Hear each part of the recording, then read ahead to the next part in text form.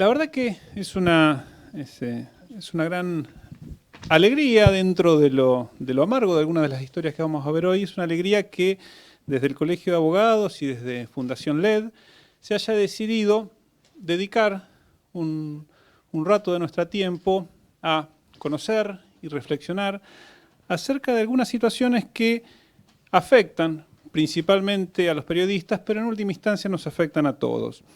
Un día después del Día del Periodista, nos juntamos para reflexionar acerca de un grupo de situaciones de distinto tipo que constituyen afectaciones más o menos directas o más o menos indirectas a la libertad de prensa. Bajo la idea del acoso al periodismo, vamos a conocer, vamos a charlar acerca de distintas formas a través de las cuales los funcionarios públicos en definitiva convierten a la discusión política en un paso más dentro de la política agonal, digamos, ¿no? Es quien está en el poder, quien está en la lucha política, difícilmente acepta o cuesta mucho aceptar la crítica. Las respuestas a eso son de distinta índole. Estamos muy acostumbrados a ver respuestas de parte de la administración, del funcionario, pero el ataque a quien expresa su opinión no proviene solamente de ahí, y a la hora de pensar en las defensas y en las garantías tenemos que entender que muchas veces quienes se supone que están encargados de defender al poder, a la prensa y al periodismo, como el Poder Judicial, son también muchas veces los autores de esos ataques. Este domingo, traigo como ejemplo solamente, este domingo en un juzgado de La Rioja se ordenó el allanamiento de la vivienda de una periodista y el secuestro lo leo textual porque cuando lo leía me costaba creerlo, de todo dispositivo electrónico que se encuentre en poder de la periodista, celulares, tablet, computadoras, notebook, y todo otro aparato tecnológico similar destinado a la comunicación, grabación de voz o de video. Como así también de todo documento que se encuentre relacionado o en el que se mencione de forma expresa a una determinada niña. Era una causa por supuesta desobediencia a la autoridad de parte de la periodista por haber mencionado el nombre de una niña víctima de un delito.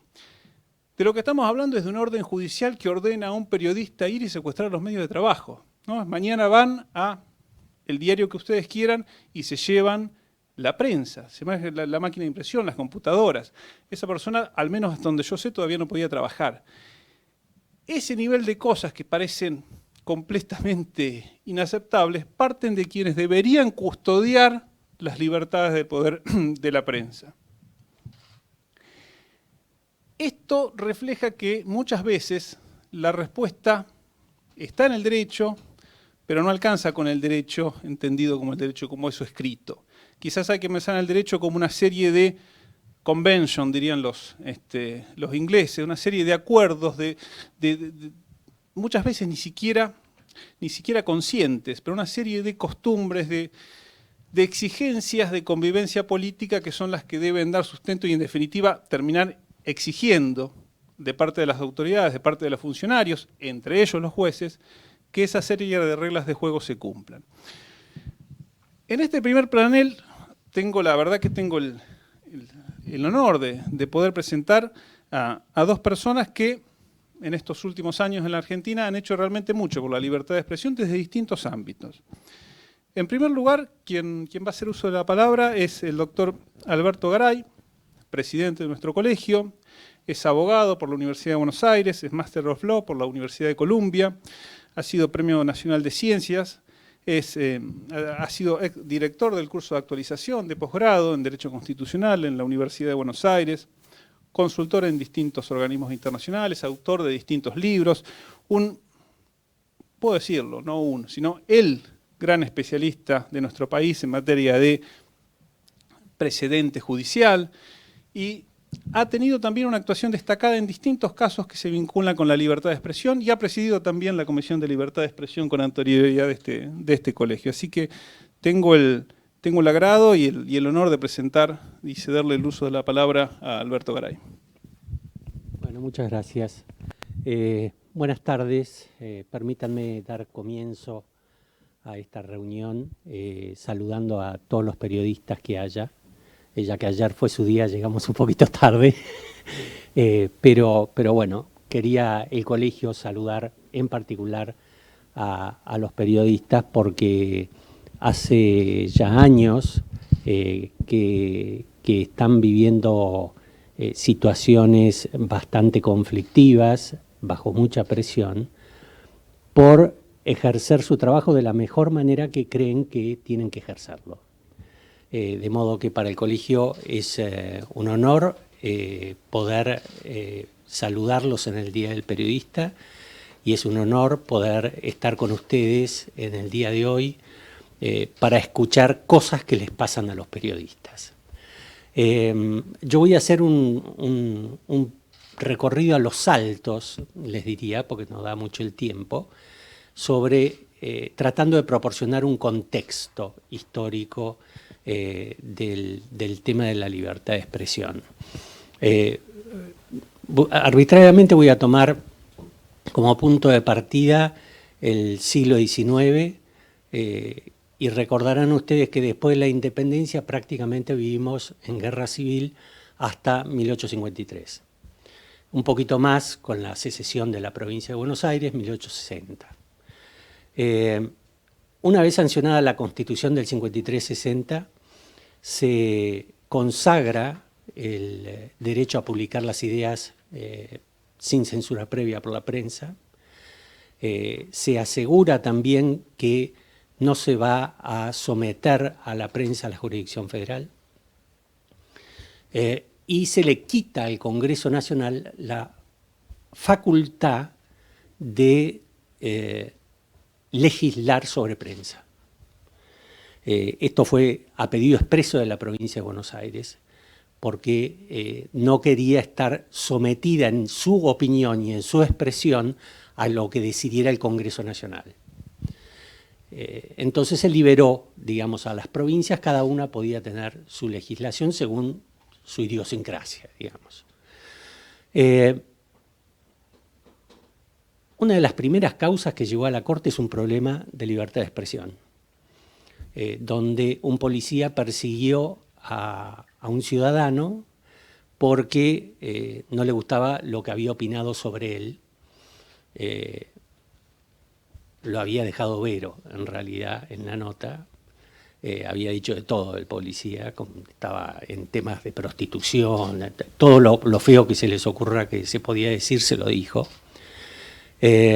Y la Corte estuvo de acuerdo con el juez federal de primera instancia que ese tipo de cosas no se podían discutir en la jurisdicción federal.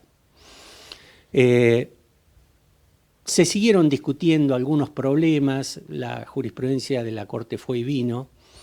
El tema de la libertad de expresión siempre estuvo en algún punto en conflicto, como suele estar en muchos países. Siempre se persiguió de algún modo u otro a la oposición política. Recuerden ustedes 1930, el derrocamiento de Irigoyen y la proscripción del radicalismo. Nuevo golpe de Estado en el 43, donde se sigue persiguiendo al radicalismo. Luego, en el 44, viene un golpe dentro del golpe y pasa Perón a ocupar la vicepresidencia, el Ministerio de Guerra y la Secretaría de Previsión Social. Luego viene el peronismo, del 45 al 55, persigue a la oposición, la encarcela, persigue a la prensa, expropia el diario La Prensa. Después viene el golpe del 55, persiguen a los peronistas, se censura totalmente el peronismo. Luego viene el golpe del 66, nuevas censuras a la prensa. Los que tienen mi edad o un poco más se acordarán de Tato, el censor, casi como Cato, el censor, que censuraba todas las películas, censuraba todo lo que podía, demostraciones artísticas. Pero se perseguía, era característico, los de pelo largo, todos comunistas eran los de pelo largo y barba, para el Sogray, por ejemplo, y para Onganía ni que hablar. se seguía persiguiendo a la prensa. Después seguimos yendo a los altos, llegamos al 76, bueno, el golpe más sanguinario que hubo, se persiguió a la prensa, se mató a periodistas, hizo desaparecer a periodistas. Recuerdo, porque me impactó, ver la cara de Manfred Schönfeld en el 81, cuando lo atacó un tipo con una manopla, le rompió toda la boca, bajaba de un taxi. Manfred Schönfeld en esa época era periodista de la prensa y tenía artículos muy picantes contra el gobierno militar. Y el tipo mostraba y sacaba a la luz casos de corrupción o persecuciones. Ni que hablar de Robert Cox, el del Buenos Aires Herald, que se tuvo que ir finalmente. Amenazaron al hijo, amenazaron a la mujer, lo secuestraron por un día. Llega el 83, llegan los 90, y en los 90 ocurre algo que yo creo no había ocurrido hasta entonces, cabezas, y no fue el gobierno, entre comillas, ¿no? Pero algún gobierno tuvo que ver.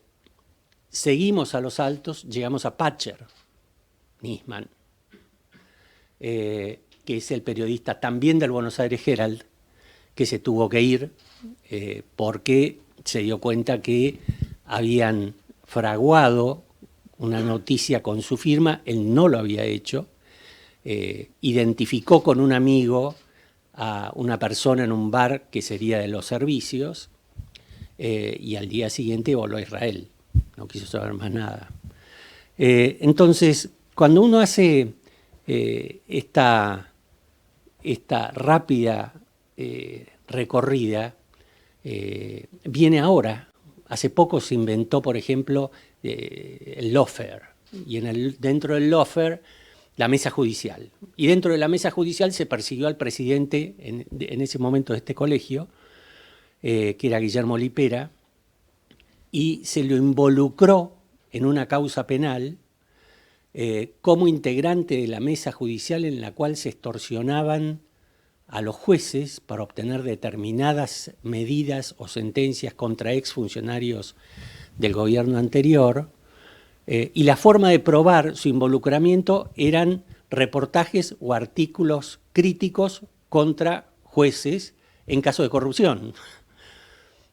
Bueno, finalmente se logró desinteresar de esa causa a Lipera, pero lo que está claro en todo esto es que normalmente el poder no consiente tolerantemente a la prensa y a la crítica.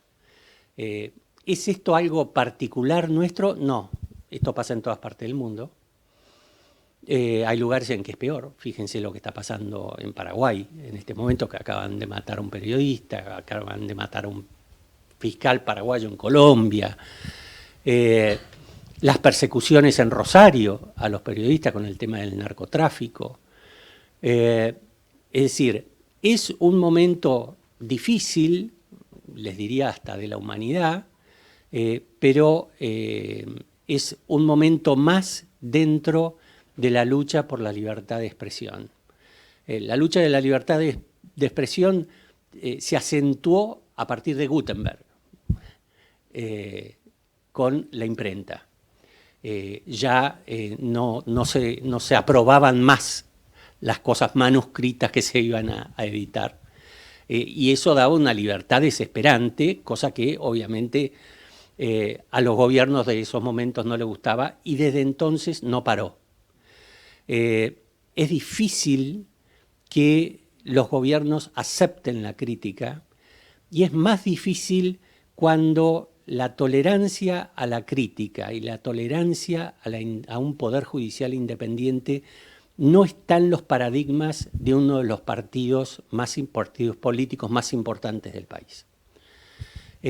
Cuando ustedes recorren la historia y analizan las persecuciones, van a ver que no son accidentales, sino que no está entre los paradigmas de su Constitución. Es así de simple. Son dos visiones diferentes de la sociedad y del mundo.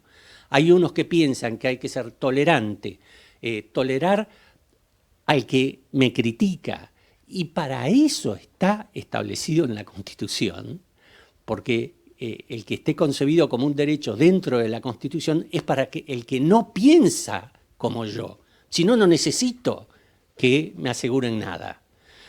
Pero hay gente que no comulga con estas ideas y obviamente las va a combatir en la medida que pueda. Hace un tiempo se dijo lo siguiente, lo voy a leer. La libertad de imprenta puede considerarse como una ampliación del sistema representativo o como una explicación de los derechos que quedan al pueblo después que ha elegido su representante, el cuerpo legislativo. Cuando el pueblo elige a sus representantes no se esclaviza a ellos, no pierde el derecho de pensar o de hablar sobre sus actos. Esto sería hacerlos irresponsables. Él puede conservar, y conviene que conserve, el derecho de examen y de crítica para hacer efectivas las medidas de sus representantes y de todos los que administran sus intereses. Dejemos pues pensar y hablar al pueblo y no se lo esclavicen sus medios de hacerlo.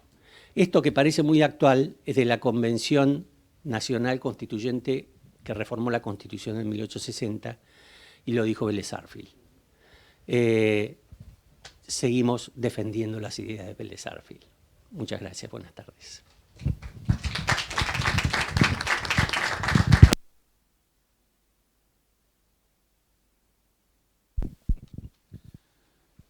Muchas gracias, Alberto, muy bueno y muy atinado el mensaje.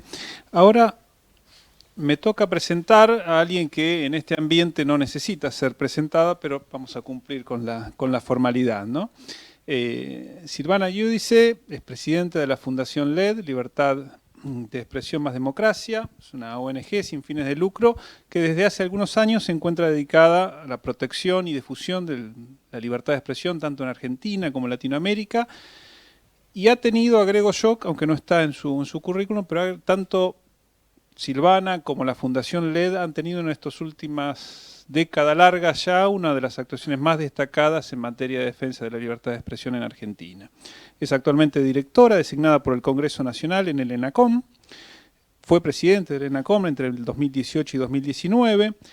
En el 2015 fue legisladora de la Ciudad de Buenos Aires y también es diputada nacional, mandato cumplido, 2 periodos, 2003-2007 y 2007-2011, donde ha representado a la Ciudad Autónoma de Buenos Aires. Presidió la Comisión de Libertad de Expresión de la Cámara de Diputados de la Nación, también en 2 periodos. Y entre 1996 y 2003 ocupó diferentes cargos ministeriales en el gobierno de la Ciudad Autónoma de Buenos Aires. Es también autora de diversos libros y publicaciones, entre ellos Libertad de Expresión, Madre de todas las Libertades. Silvina. Gracias, muchas gracias. Se nota también la edad con tanto cargo, ¿no? Bueno, quiero agradecer en particular al doctor Garay y al Colegio de Abogados, tanto a Juan del Cel, al doctor Laplacet, porque nos han abierto las puertas y venimos no solo en este momento a debatir de estos temas, sino que tuvimos unas conversaciones súper interesantes en la previa de esta preparación de este encuentro. Y en eso quiero agradecer a Eduardo Talarico, que es nuestro miembro más reciente de la Fundación LED como parte del Consejo Consultivo, y a todo el equipo de la Fundación, porque aquí hoy los tenemos, después de 2 años pudimos reunirnos presencialmente. Ellos son los que hacen posible este trabajo. Desde hace 10 años, cuando decidimos fundar LED, recién salíamos del Congreso, había presidido la Comisión de Libertad de Expresión en la Cámara de Diputados y teníamos toda la energía para no dejar de defender los valores por lo que habíamos luchado durante 8 años. Y por eso era importante la creación de una organización que pudiera interactuar con organizaciones pares en Latinoamérica Y después de 10 años de trabajo, puedo decirles que logramos ese cometido. Hoy formamos parte de la Red Leal, que es una red de 9 ONGs en toda Latinoamérica en defensa de la libertad de expresión. Hemos concurrido a la Relatoría de Libertad de Expresión de la OEA en distintas oportunidades y también nos presentamos ante la Corte Suprema cuando hizo falta en el caso de las restricciones de la libertad. Pero hoy les decía que lo importante de esta reunión es lo que queremos destacar en este ámbito de abogados. Creemos que hay que abordar la problemática de las restricciones a la libertad de expresión desde un ámbito que interactúe, como ustedes, directamente con la justicia. Porque lo que está sucediendo, después de la excelente descripción que nos hizo el doctor Garay, no vamos a abundar en cómo llegamos hasta aquí en la Argentina en este punto de cercenamiento o limitaciones a la libertad de expresión, pero sí quiero decirles que lo que notamos es una creciente judicialización de la labor periodística. Esto del lawfare y el intento de poner en la prensa un enemigo a vencer o un factor político hace que los funcionarios confundan básicamente la tolerancia que deben tener ante la crítica y ante el disenso y directamente se pongan a combatir, a veces con métodos muy concretos como persecución, hostigamiento, encarcelamiento y a veces a través de la presión judicial. Por eso el título de este seminario es Libertad de expresión bajo acoso judicial. Y quisimos, y les agradecemos por eso, traer testimonios concretos de 3 periodistas que en los últimos tiempos han sufrido en carne propia este tipo de denuncias y persecuciones judiciales. Ahora, si me dejan, haría un breve recuento de lo que sucede en el interior del país. Porque desde aquí hemos hablado mucho tiempo, desde Buenos Aires, incluso en el Congreso, incluso en seminarios con ADEPA, con FOPEA, que siempre terminan realizándose en Buenos Aires. Ponemos a la luz lo que sucede con los periodistas quizás más conocidos y los que tienen mayor posibilidades de dar a conocer sus situaciones, pero los del interior no. Entonces me gustaría hoy que así como está Diego Masi contándonos su caso de San Luis e Inés Beato que viene a contar lo que le pasó en Formosa, hoy podamos irnos de acá difundiendo la situación de muchos periodistas que hace más de 10 años vienen siendo relevados en nuestros informes de la Fundación LED, que han sufrido y siguen sufriendo persecución, a veces judicial y a veces directamente mafiosa en sus provincias. Hay 2 aspectos que son los que más preocupan en este momento la libertad de expresión, no solo en Argentina, sino en Latinoamérica. Uno, la persecución y el hostigamiento gubernamental, cuando el poder se ejerce de manera autoritaria y se intenta, como primer medida, eliminar la crítica o el disenso de la sociedad. Para eso se va primero por los periodistas. Y por otro lado, el caso del narcotráfico, el crimen organizado, que empieza en la Argentina, tener implicancias muy graves para la integridad física de los periodistas. Ayer recibió un premio, hoy lo señalaba el doctor Robert Cox, que también lo recibió en la Academia Nacional del Periodismo, ayer el Día del Periodista, recibió un premio Daniel Enz, que es un periodista de Entre Ríos, que contó que hace 17 años vive con custodia policial en La Puerta, porque investiga temas de corrupción en su provincia. Ahora, en este último tiempo, el caso de la fiscal destituida por haber investigado Uribarri. Pero también tenemos el caso de Juan Pablo Suárez, en el 2012, que terminó preso en Santiago del Estero porque había emitido en su portal digital una marcha de protesta contra el gobernador. Él estuvo preso casi una semana en condiciones ilegales, sin proceso, y no fue hasta que lo pudimos comunicar en el Congreso que no fue puesto en libertad. Y luego los funcionarios judiciales que lo procesaron y lo condenaron terminaron siendo imputados en el Fuero Federal de Catamarca por haberse excedido en su competencia. Es decir, que estuvo mal juzgado, pero estuvo casi una semana preso con 50 grados de temperatura en una cárcel de Santiago del Estero. También tenemos el caso de Gabriel Hernández en Formosa. No me voy a extender sobre la situación de Formosa porque lo va a hacer Inés. Pero Gabriel Hernández, por permitir en su programa de radio la expresión de un oyente, terminó con una causa de 2 millones de pesos, condenado. Su caso se está tratando ahora en la instancia superior, en la Corte Suprema, y también ha tenido que tomar intervención la Corte Interamericana, porque como ustedes saben, la justicia en Formosa está absolutamente cooptada por el poder. Gabriel Hernández y 2 periodistas más de Formosa están con ese proceso vigente. Antes de ayer hemos tomado conocimiento e intervenimos como fundación con los periodistas Julieta González y Leonardo Fernández Acosta, que fueron amenazados por una patota enviada por un concejal en la puerta de una conferencia de prensa. Allí no existen las conferencias de prensa que quería dar el gobernador para comunicar un programa. Eso hace 2 días. En Jujuy, en medio de la pandemia, en el 2020, un periodista fue multado también por emitir una opinión en contra de la cuarentena estricta. Fue una multa efectiva que tuvo que pagar de 20.000 pesos.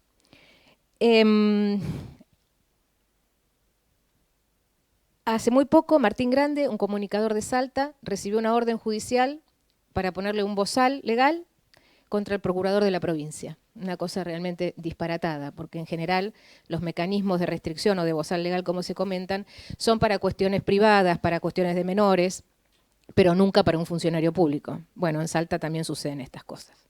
Y como ustedes señalaban recién, una periodista de La Rioja, que también estamos asistiendo, fue despojada incluso de su teléfono celular por investigar sobre una causa vinculada a un tema de familia. Entonces, estas cosas suceden en los ámbitos judiciales de todo el país y es bueno que desde aquí podamos ayudarlos, porque el colegio, en este caso es el colegio de la capital, pero la función de todos ustedes también va sentando precedentes, sobre todo en donde tienen que sentarlos, que son en los fallos judiciales. Nosotros cuando trabajamos en el ENACOM recibíamos todos los días restricciones de distintos juzgados de familias para pedirle a los medios de comunicación que no mencionaran a tal o cual persona, sobre todo cuando es un tema vinculado a la farándula. Y siempre desde nuestras notificaciones cumplimos una función de, diría, capacitar sobre que hay determinadas cuestiones que no se hacen, porque la información sobre todos los temas de interés público está por encima de las cuestiones personales. Por eso creo que, por último, les quiero comentar los casos quizás sí más resonantes y que hacen a este conjunto de deterioro de la libertad de expresión en la Argentina, que fueron los recientes y más conocidos, como el caso del proceso contra Diego Cabot por su investigación en el caso Cuadernos, donde el fiscal pidió el relevar las fuentes periodísticas porque a través de cámaras de seguridad y de su teléfono quería cotejarlas para saber quién le había dado la información. Esto está claramente impedido por nuestra Constitución, es una garantía de los periodistas la confidencialidad de fuentes, sin embargo, esto también pasa en la justicia argentina. El caso de Eduardo Feynman, que hace muy poquito terminó sobreseído en segunda instancia por una denuncia que le hizo la vicepresidenta Fernández de Kirchner, por haberla calificado y opinado sobre ella en un programa de televisión. Por suerte, en este caso, la jurisprudencia está a favor de la libertad de expresión. Pero más recientemente, el caso de Daniel Santoro, que todavía está sin resolver, una de sus causas fue desestimada y él fue sobreseído, cuando Ramos Padilla intentó vincular a Daniel Santoro con una supuesta asociación ilícita de espías y de delincuentes, porque había informado sobre el tema D'Alessio. Por suerte, Daniel, en todas las instancias judiciales, y los fallos son muy interesantes, queda claro que la función del periodista es contar, es recibir la información de una fuente y contarla. Y preocupantemente todavía hay una causa que está abierta. Por eso, en el tema de, como les decía, la justicia y en el fuero, sobre todo federal, hay que hacer un gran esfuerzo para sentar jurisprudencia en un sentido liberal. La Corte Suprema, por otro lado, quiero decirles que está receptando esta mirada y gracias a Dios ya en varios de sus fallos prioriza el derecho de decir y la libertad de los ciudadanos de informarse. Recientemente, uno de los últimos casos es el del diputado Milei denunciando a 5 periodistas. Este caso lo va a contar Débora en el panel siguiente, vamos a escucharla atentamente, pero lo que indica es que el ataque a la libertad periodística, el hostigamiento a la labor periodística, no tiene ni sesgo ni ideología, viene de cualquier sector político que tenga una visión autoritaria. Y por eso es tan importante poner en evidencia que los periodistas tienen que ser protegidos con un doble estándar para los funcionarios. Por un lado, los funcionarios tienen que tener una mayor tolerancia a la crítica porque se exponen voluntariamente al escrutinio social. Por lo tanto, no pueden molestarse porque alguien considere que lo que hacen o lo que dicen está mal y tenga una opinión distinta. Pero por otro lado, lo que tiene que estar protegido, y esto es lo importante, en el caso de Débora y de los periodistas que fueron denunciados por diputados o por funcionarios nacionales, por otro lado, lo que tiene que estar protegido es el discurso público, porque el debate público se construye a partir de la libertad de expresión. Y si estos periodistas no tienen, al igual que los ciudadanos, la libertad para poder hablar de los temas de interés público sin cortapisas, entonces lo que se resiente es el debate público, el discurso político y los derechos políticos de todos los ciudadanos. Por eso yo no quiero extenderme, pero les vuelvo a agradecer y a todos los que nos están escuchando también por streaming, todo aquel que ejerce su función de abogado, que siempre trate de ratificar y de hacer ratificar en cada una de las sentencias este tipo de considerandos. Desde la Fundación, con absoluto voluntarismo, nosotros somos todos profesionales que trabajamos absolutamente ad honorem, haciendo nuestros informes, con el aporte de voluntarios que alguna vez, por ejemplo, como Juan Pablo Suárez, cuando lo ayudamos en su situación de Santiago del Estero, él mismo fue el que dijo, yo voy a cubrir los casos de censura de la zona centro del país, y cada uno de nuestros miembros, como Carlitos Vila en Rosario, o Carlos Aguinaga Mendoza, Paula Bande, Denise Topperberg, Gastón Fernández Fellini, bueno, Pablo Lestingi, que es otro abogado que tiene mucha vinculación con el tema de lo corporativo de los abogados. Bueno, quería presentárselos porque son ellos los que hacen posible este análisis que nosotros llevamos adelante todos los años. Todos los años ustedes van a ver el informe anual donde se detallan las restricciones a la libertad de expresión y las agresiones a los periodistas de cada lugar del país. Así que muchas gracias y gracias a los periodistas que hoy vienen a contar aquí lo que les está pasando.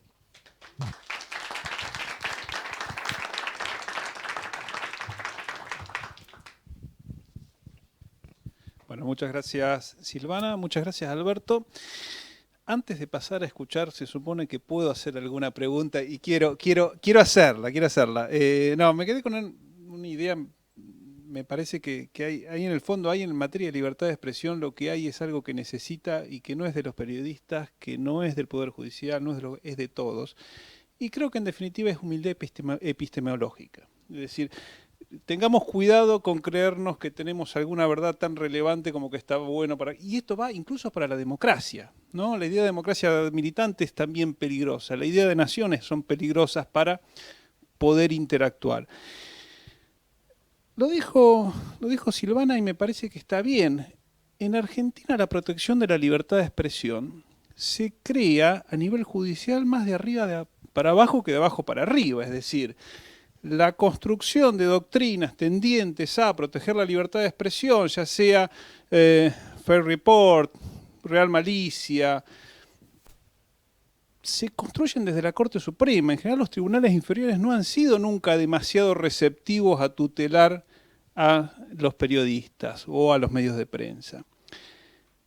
Y claro, si menciono a la Corte estamos hablando de una posible reforma de la Corte. Quería su reflexión acerca de sé que no estamos precisamente a favor pero desde el punto de vista general, ¿creen que esto también puede de alguna manera generar algún tipo de ruido, de interferencia en materia de lo que son los estándares de libertad de expresión en Argentina, una reforma de la Corte? Yo no soy la abogada.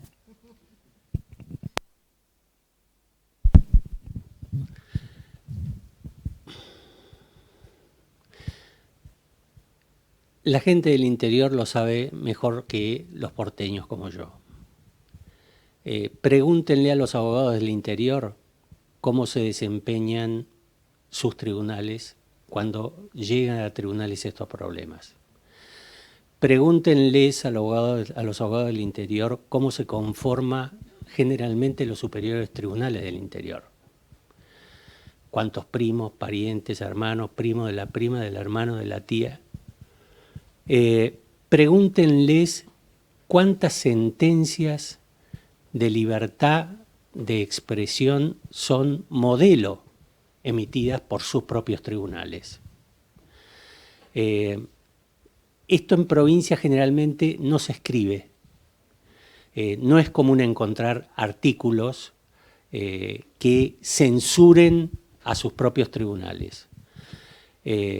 Hay sí artículos periodísticos que investigan este tipo de cosas y que pagan un precio muchas veces muy alto. Yo creo que todos los intentos que se han hecho por reformar el Poder Judicial y la Corte, yo les diría en los últimos 70 años, del 47 para acá, todos han contribuido a deteriorar el servicio de justicia, a quitarle independencia a los jueces, a hacerlos sentir que viven en un tembladeral y que donde fallen contra el gobierno o contra algún poderoso vinculado al gobierno, probablemente eso le cueste el cargo. Se han designado jueces que están dispuestos a ceder ante el poder. Y cuando uno imagina la reunión de gobernadores eligiendo futuros jueces de la Corte, ¿por qué van a hacer algo distinto de lo que tienen en provincia? No digo que esto ocurra en todas las provincias, pero ocurre en muchas provincias, muchas. Y creo que a los gobernadores de las provincias no les gusta que los controlen, como no les gusta a nivel federal que controlen al gobierno nacional. Entonces, a mi modo de ver, todo esto está encaminado, primero es un dislate, que no se imaginan el tamaño de esto, porque es cambiar totalmente la función y la misión de la Corte, la misión constitucional de la Corte. Pasan ustedes de una Corte de 5, de 7, de 9, póngale, a 25. Es un órgano totalmente diferente una Corte de 25. Es un experimento nuevo. Nunca tuvimos una Corte de 25. No hay en el país un tribunal superior de 25.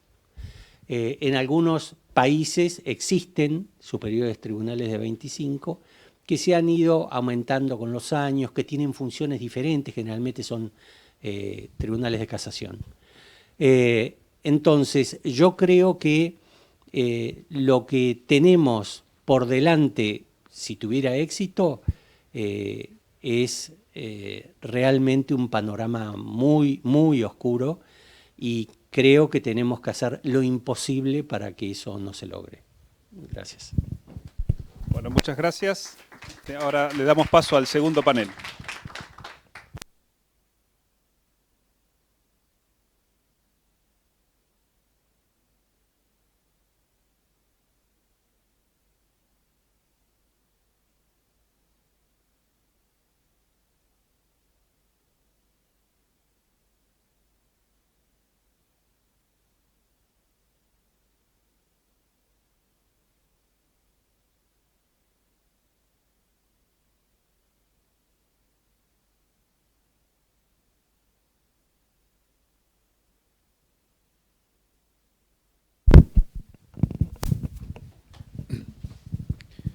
Gracias, buenas tardes. Mi nombre es Juan del Cel, estoy acá en representación de la Comisión de Derecho Penal y Procesal Penal del Colegio de Abogados. Y es para nosotros un enorme placer tenerla a Silvana, a Eduardo, que se han acercado en su oportunidad para ver si podíamos desarrollar esto. Y ojalá que este sea el primero de muchos. Ha sido maravilloso escucharlo a Alberto también y a Carlos. Y creo que el plato fuerte son ellos. Por eso yo me pongo de costado y les dejo a ellos la mesa, porque en definitiva han venido a escucharlos a ustedes. Ellos, para quienes no los conocen, probablemente todos los conozcan, pero para quienes no lo conocen, es Inés Beato, que trabaja en La Nación, en distintas áreas del diario y del medio. Débora Plager, que también la vemos en La Nación Más y la oímos en Radio Rivadavia. Y Diego Masi, que tenemos la suerte de que viajó a vernos y a participar de esto desde su provincia. Él tiene un portal, zbol.com.ar, anoten, es importante, es divertido, es interesante que seguirlo. Trabaja también en Radio Dimensión y ejerce también en el ámbito de la docencia. Desde el derecho penal, y como bien hemos escuchado y hemos visto, es cierto que esto suele venir de arriba para abajo. El leading case, por definición, es aquel de la Corte. Sin embargo, son fallos que en general se construyen en la Corte Suprema de la Nación y no suele suceder que vengan a coincidir con lo que está sucediendo en los estamentos inferiores. Con lo cual es más importante que nunca tener nuestra Corte Suprema fuerte e independiente, en línea con lo que se estaba diciendo.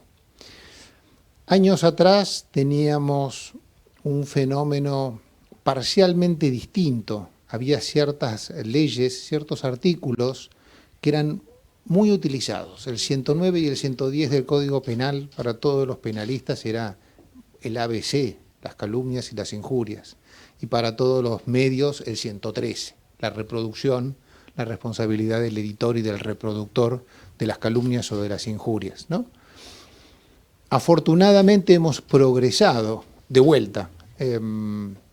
Bienvenido sea que venga de donde fuere, pero hemos progresado desde la jurisprudencia de nuestro más alto tribunal, que llega finalmente al Congreso y toma una decisión radical muy importante, que fue, se la llamó en su momento la despenalización de las calumnias y las injurias. En realidad no es exactamente así, porque siguen siendo punibles, pero ha dejado de existir la prisión como ese elemento tan fuerte y tan intimidante. No cambió, el 109 y el 110 siguen en su lugar, el 113 también, pero están reducidas en su fuerza, reducidas en su potencia. Es un paso adelante, sin duda. Nosotros los abogados que ejercíamos, y lo hacíamos y lo seguimos haciendo muchas veces y con mucho gusto en defensa de periodistas amigos o periodistas clientes, teníamos muchísimo de esto, representando a medios de prensa, a canales de televisión, a diarios, muchísimo. Era un quehacer diario para nosotros las causas del 109 y del 110. Estaban las de calumnias e injurias de la farándula, que de algún modo siguen estando en su mundo, en ese pequeño mundo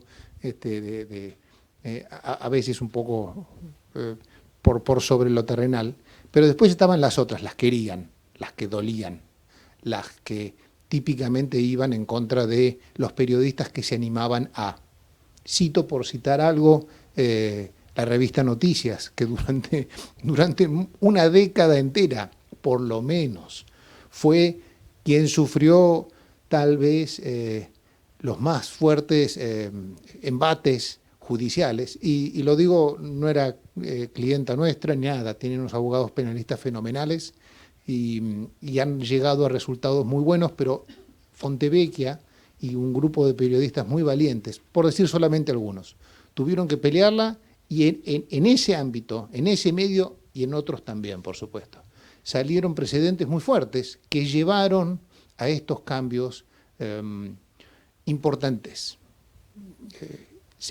no diría radicales todavía. Desde ese punto de vista parecería que estamos mejor, pero sigue habiendo serísimos problemas. Desde el interior ya lo han referido y ahora vamos a volver a referirnos a eso, pero desde Comodoro Pi en la actualidad siguen ya no diría periódicamente, pero esporádicamente se siguen emitiendo órdenes para el secuestro de las cámaras, de los celulares, de las computadoras. Siguen queriendo encontrarle la vuelta al secreto profesional y no se dan cuenta que no es un capricho profesional, es un derecho profesional, es un derecho de ustedes y de todos nosotros. Si ustedes pierden este derecho, nosotros estamos en el peor de los mundos, porque entonces nadie más va a decir lo que ustedes dicen y lo que nosotros necesitamos. Con lo cual, en todos lados se cuecen habas en la capital federal, tal vez, probablemente con menor virulencia, pero acá también tenemos mucho trabajo por delante.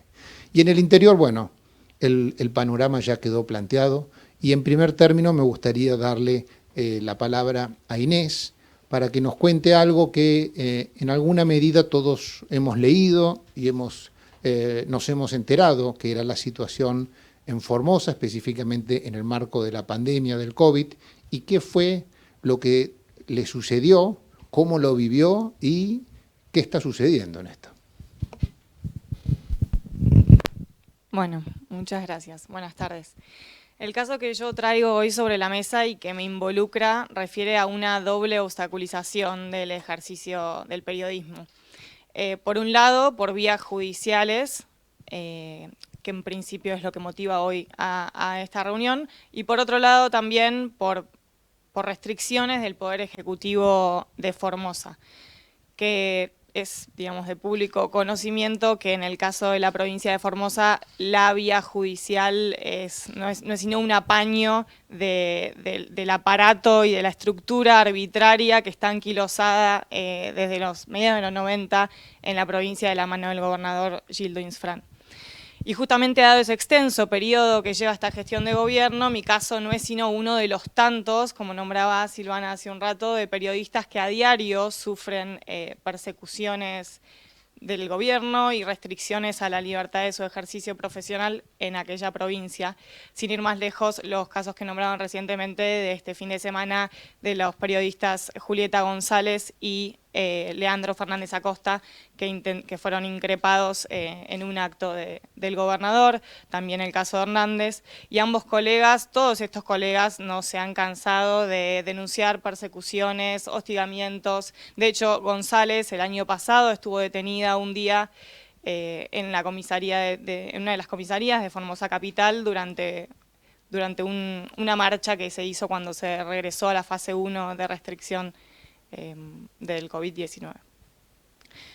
Yo no puedo hablar de acoso en mi caso, tampoco de persecución, pero sí de una clara restricción a mi ejercicio laboral y a mi ejercicio profesional con fallos judiciales que se interpusieron a mi cobertura periodística, que ahora detallaré, y también con algunos señalamientos de parte del Poder Ejecutivo de Formosa en distintas conferencias de prensa en las que se me mencionó y también surgieron restricciones de parte del gabinete formoseño.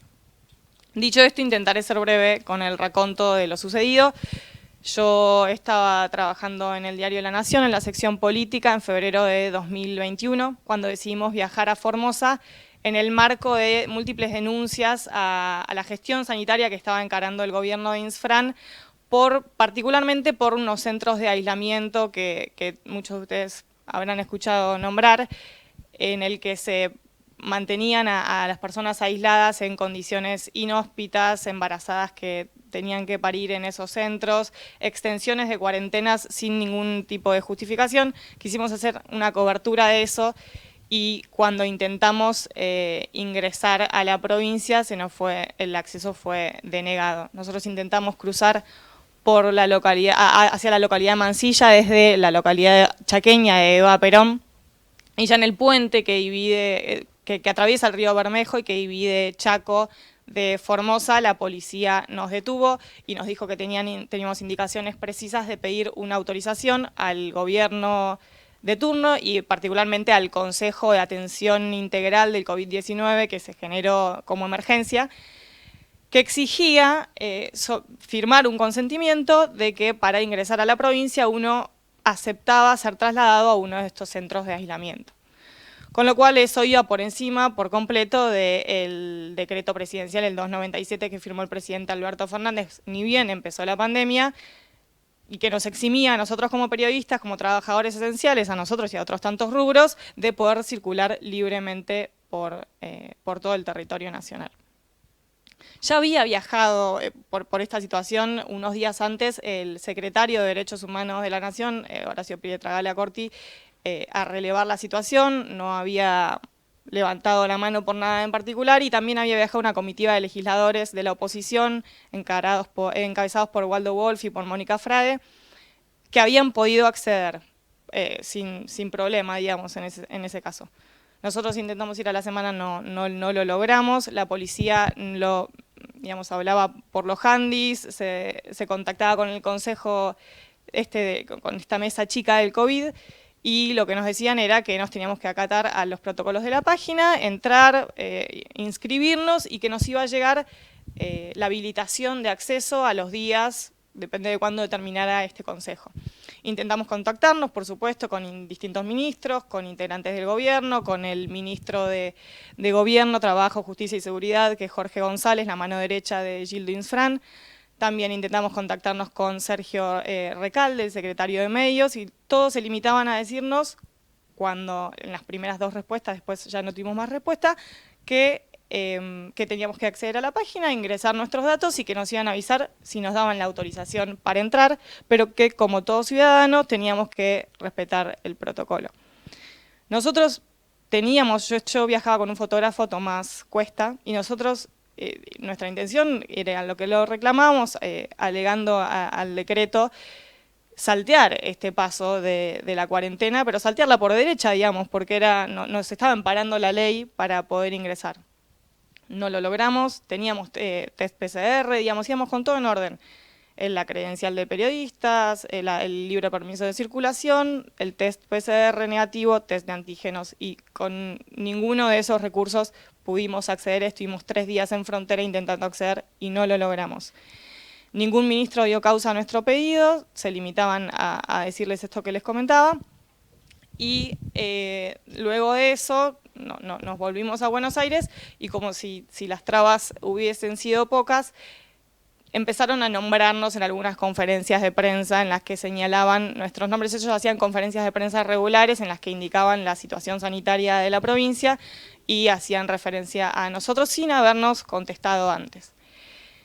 Seguido de toda esa parte, digamos, en la que está involucrado el Ejecutivo Provincial, se sucedieron un par de fallos judiciales y de reclamos judiciales, uno encarado por Fundación LED, al instante en el que nosotros estuvimos. Esto fue un 7 de febrero cuando salimos con la nota, y a los pocos días la Fundación presentó una petición al gobierno para que liberara el acceso, de lo cual no hubo curso. Y luego quisieron empezar a entrar periodistas a la provincia, y todos lo tuvieron que hacer a través de un recurso de habeas corpus dirigido a la Justicia Federal con competencia en la provincia. Es decir, que cada periodista que entró a partir de ahí entraba si la justicia se lo permitía, tenía que esperar el engorro del procedimiento judicial para poder entrar. Nosotros lo intentamos, lo presentó la concejala Gabriela Neme, en nombre del fotógrafo y mío, y el recurso fue denegado, diciendo que el habeas corpus fue denegado por la Justicia Federal, diciendo que era abstracto, que faltaban pruebas, y sin lugar a audiencia, que acá sabrán mejor que yo, que es una garantía de la ley de habeas corpus, darnos la posibilidad de tener una audiencia. Bueno, no la tuvimos, y además se agregaba un protocolo que nos exigía a los periodistas, en caso de aceptar nuestro ingreso a la provincia, aislarnos en un recinto, digamos. Nos salteaban los 15 días de cuarentena en un centro de aislamiento, pero nos teníamos que limitar a permanecer en nuestro recinto laboral sin salir de ahí por cuestiones de distanciamiento social, con lo cual también estaba restringido el ejercicio de la labor periodística. De nuevo, seguimos con los intentos denegados, y recién el 20 de mayo de ese año, o sea, 3 meses y medio después, la Corte Suprema, ante un recurso de amparo presentado por Fundación LED, falló a favor de nosotros, pero a todo esto habían pasado 3 meses y medio en el que el ejercicio periodístico estuvo completamente postergado, dilatado y donde ya la temperatura había bajado un poco en la provincia. La Corte, leo una parte, un fragmento del fallo de la Corte en el que avaló, digamos, ratificó la competencia originaria de la Corte en la provincia de Formosa, en la protección de la libertad de expresión, y que decía que las restricciones establecidas por las autoridades locales no superan el test de razonabilidad que establece el artículo 28 de la Constitución Nacional al suprimir libertades individuales más allá de lo tolerable, conforme surge del considerando tercero precedente. Bueno, un precedente que ahora no vale la pena nombrar. En conclusión, digamos, dicho esto de lo que sucedió en mi caso, y lo que me dispara a lo vivido, en primer lugar quería aclarar que en mi caso particular es incomparable, digamos, con otros casos que suceden, en los que se nombraron hace un rato, lo que sucede en Nicaragua, lo que sucede en Chile, lo que sucede en Venezuela. Está muy lejos de eso.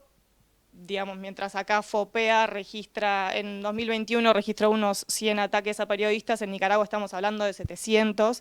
La persecución es mucho mayor, pero no por eso me parece que deberíamos dejar de nombrar todos estos casos, porque todo hace a la bolsa de restricciones que hoy estamos viviendo y que nos está sacudiendo a los periodistas.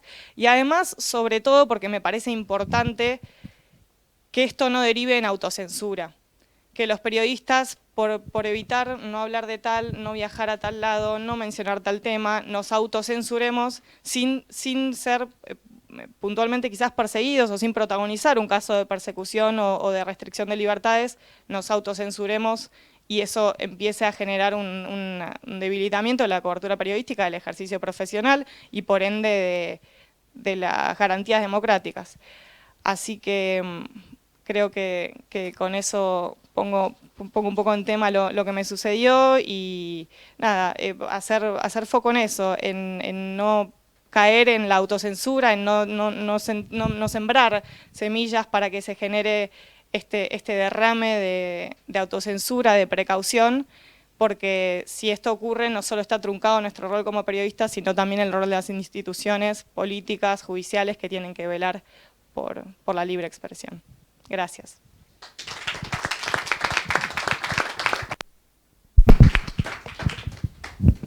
Gracias, Inés. Nos gustaría, Diego, escucharte vos ahora y les propongo a los que están acá que piensen y transcurridas las 3 exposiciones poder conversar entre todos y si alguno tiene alguna pregunta, por supuesto que va a ser muy bien recibida. Diego, por favor. Hola, buenas tardes. Primero agradecer al doctor Garay y al colegio por la invitación y en especial a Silvana que en lo que voy a contar un poco ahora es quien nos viene acompañando desde hace... Con mucha suerte, tenemos la suerte que nos está acompañando, pero lamentablemente tiene que acompañarnos porque no es algo que sea grato. Para poder contar un poco cómo se vive el periodismo en San Luis y qué es lo que está pasando en una provincia, e incluso para poder contestar también un poco o ampliar el concepto que daba el doctor Garay sobre piensa en una Corte Suprema y lo que está pasando en las provincias, me parece interesante contar primero el hecho para poder ampliar un poco más. Parto de un hecho simplemente periodístico. El 24 de agosto de 2018, a las 17:25, en el portal que dirijo, escribo yo una nota y publico a esa hora una nota que se titulaba «Apareció un video con la ministra de Educación aparentemente drogada». En el título El Potencial, lo que se muestra es un video que fue distribuido por quien era ministra de Rodríguez en ese momento, en un viaje que había realizado al exterior, donde ella contaba que había pasado un día en Ámsterdam, en Holanda, donde había consumido marihuana, donde se había emborrachado y contaba nada, lo que había realizado durante el día. La nota, como cualquier nota periodística, donde un video, digamos, no necesita demasiada explicación, lo que hacía era usar el potencial y cita directa de lo que ella estaba comentando en el video. Eso se publica a las 17:25, como todo medio del interior del país, en especial los medios que somos muy pequeños. Tenemos nuestras páginas de Facebook, que es donde publicamos en espejo aquello mismo que publicamos, digamos, en nuestras direcciones web. A las 2 horas mi sitio fue hackeado y durante 4 días no pudimos restituirlo. Esto me parece importante y también me pareció importante marcar a la hora que fue publicada la nota. Lo único que habíamos agregado, digamos, a la nota es que Espinosa, que era la ministra, digamos, involucrada, tenía a su cargo la aplicación de las políticas públicas para lo que es un sistema educativo con 120.000 alumnos. Hasta ahí el tema, sufrimos un hackeo. Durante 4 días el tema tuvo mucho repercusión pública, no en la provincia, sino a nivel nacional, e incluso algunos medios internacionales. Y 4 días después, en el Salón Blanco de la Casa de Gobierno de la provincia de San Luis, si alguien quiere pensar cuál es el símbolo del poder político de la provincia de San Luis, es el Salón Blanco. Y en ese lugar, el gobernador Alberto Rodríguez A., en el acto donde asume la nueva ministra de Educación, reivindica a la ministra de Educación que estaba dejando su cargo. Rodríguez explica que le acepta la renuncia para cortar con el escándalo que se había producido por un hecho que él consideraba que no se tendría que haber dado a conocer. Hasta ahí empieza la reivindicación de quien era su ministra de Educación, a quien Rodríguez A, digamos, compara de modo textual con Sarmiento. En esa comparación que hace con Sarmiento, Rodríguez A defiende a su ministra renunciada. Una de las cuestiones que marca es que el periodista que publicó la nota es un periodista canalla, es un periodista donde, bueno, una serie de adjetivos descalificativos hacia mi persona, pero marca algo que a mí me pareció muy interesante. Él arranca su alocución diciendo: el pasado 24 de agosto a las 17:10, el sitio zbol.com.ar publica y da el nombre de la nota. Y en realidad la nota se publica a 17:25. A las 17:10 es el horario en donde yo entro al administrador de mi página para cargar la nota, cargar la foto, subir el video. Y esa información la teníamos 2 personas, yo y quien me hackeó la página. Rodríguez A nunca me mandó un WhatsApp preguntándome a qué hora lo publiqué. Hasta ahí también el hecho concreto. Y Rodríguez A, una de las cosas que dice cuando está terminando su discurso en el Salón Blanco es: esto me salgo del protocolo, dice, y les hablo como padre o como abuelo o como tío, yo soy un hombre mayor, les pido a los más jóvenes que sean cuidadosos con el tesoro de su intimidad, con lo que dan a conocer, con aquellas cosas que hacen. Dando claramente a entender, y se comprendía, que quién había sido quien había distribuido la información. Hasta ahí el hecho periodístico puntual y el hecho, digamos, que ocurre en cuestión de carácter noticioso. 3 meses y medio después, me llega una citación judicial, no tenía idea de qué era, voy con mi abogado a los tribunales de San Luis y ahí nos notificamos que en el juzgado de sentencia de la doctora Laura Molino nos habían radicado una denuncia, la ministra que había aparecido en ese video, que dejó de ser ministra para pasar a ser secretaria de Estado de Medio Ambiente, siguió con rango de ministra y hasta el día de hoy sigue siendo funcionaria y después le voy a contar dónde está. Había una denuncia en mi contra, digamos, por violación a la intimidad. Y acá hay parte de la respuesta de lo que decía el doctor Garay hace un ratito. ¿Qué es lo que me dice mi abogado, el doctor Ricardo Andeiza, cuando tomamos conocimiento del hecho? El doctor Ricardo Andeiza me dice 3 cosas. Una es: quede tranquilo. Vos lo que publicaste es de interés público, es una ministra de Educación, no hiciste nada que no corresponda, digamos, al ejercicio de la profesión del periodista.